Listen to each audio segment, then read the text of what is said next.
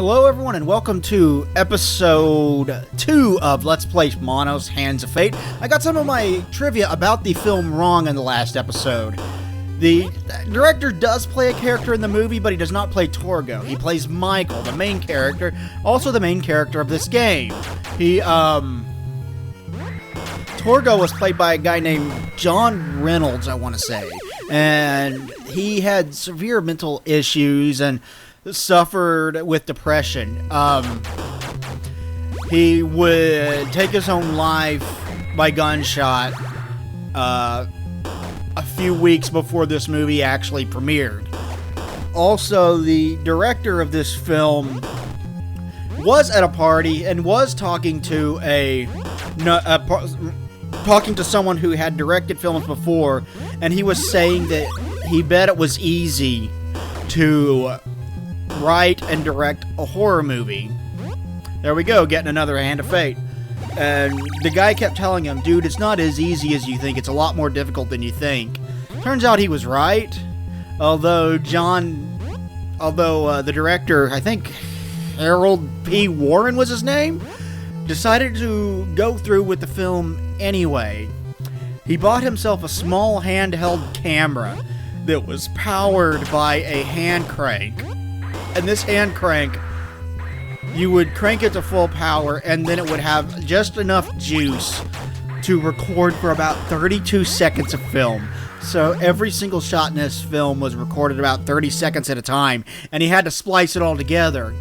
And then the camera had no sound, so they would have to dub it later on, and that's what they did, kind of. There were 3 people that dubbed all of the voices in this, even though there were a lot more people in this film that acted than that.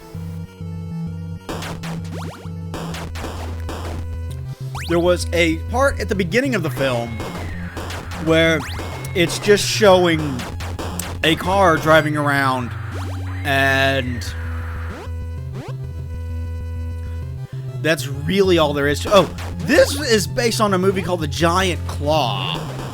And the Angry Video Game Nerd, James Rolfe, did a video on that either. So if you look up Cinemassacre Giant Claw, you'll be able to find that and watch that. But this was the big monster in it. Was this really ugly, gigantic bird that was one of the ugliest props I've ever seen in a film, honestly. I think he's gonna kill me here, but I don't remember off the top of my head. Anyway. Or not. That's just embarrassing. Anyway, yeah, they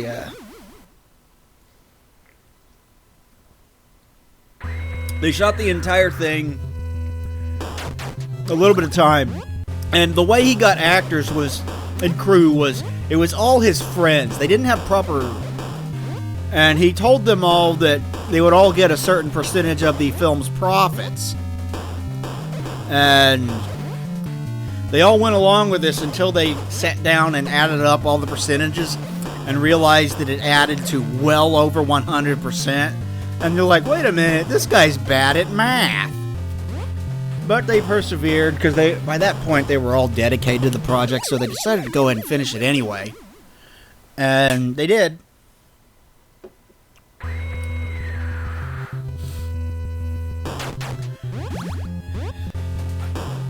And none of the cast or crew got to see the final product until the night that it was to debut. And they made a big deal out of this debut. He bought a searchlight, he bought a limo, he invited some dignitaries such as the mayor of the town to come out and watch this film when it's with its debut and things like that. And the moment that it started, they knew they were in trouble. There are precious few sound effects in this movie because the entire thing was shot on silent film. And they didn't put it in post. They didn't put sound effects in post-production. Save a few, like a gunshot sound. But for the most part, it's eerily quiet. And the overdubbing is poor. It's poorly acted.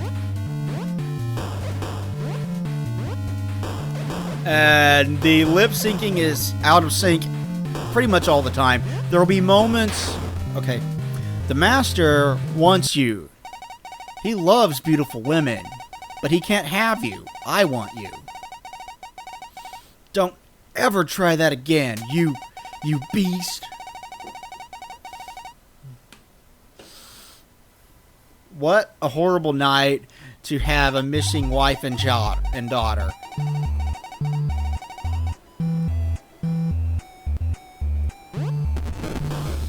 Obvious reference to Castlevania there. Anyway, he could only afford one limo, so what he did was he had the entire cast and crew waiting around the corner, and this limo would drive around the block, pick up about 4, drive them to the front of the theater, and drop them off. Then it would drive around and pick up 4 more and drive around the front of the theater in an attempt to make it look like he had far more limos than he actually did. He tried to make a big deal out of this, and the cast and crew knew that they were in trouble pretty much as soon as the dialogue started, because it was very poorly dubbed. The voice acting was terrible, or the acting was terrible rather, and the lip syncing was off all over the place. There would be moments where characters' mouths would be moving and nothing would happen. There would be moments where the main character, Michael, would say, you could see him mouth the word cut, and they would leave that in the film, and things like that. It was just, you can tell that this guy had no idea what he was doing when it came to post-production, just like he had no idea what he was doing when it came to production. So it was problematic, and every single time a line of dialogue would pop up, people in the crowd would start snickering, and the deeper they got into this film, the worse the snickering got. And they were all really, really embarrassed that they had been a part of this. And apparently a bunch of the cast and crew actually snuck out of the theater during the filming.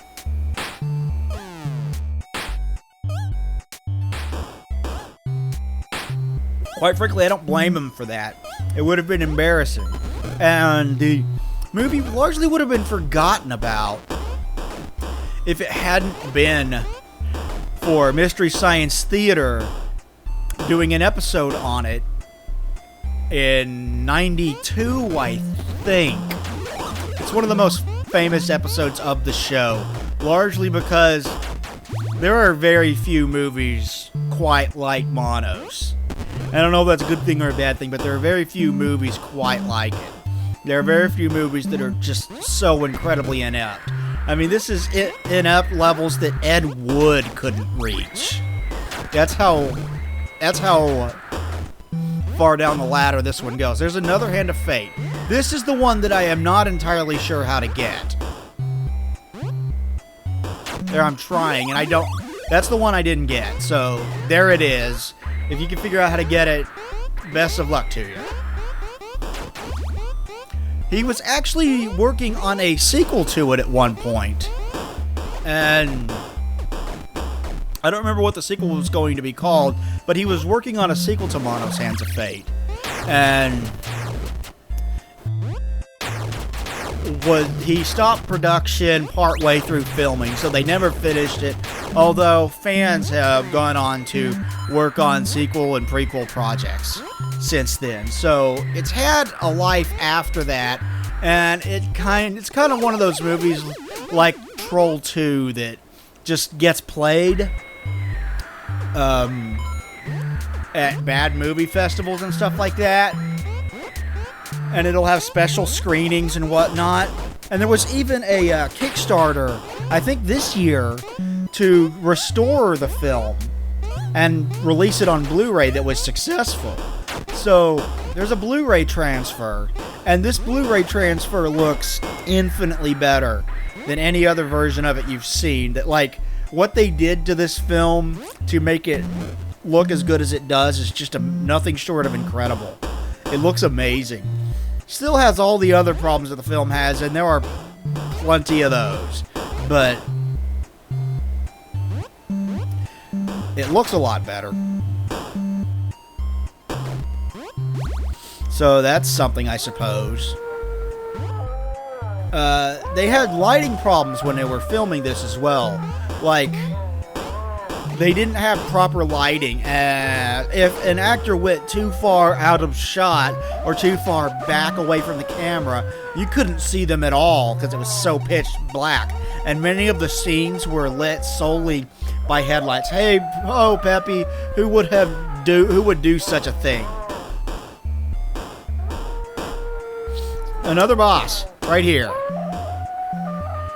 We're gonna get to another boss.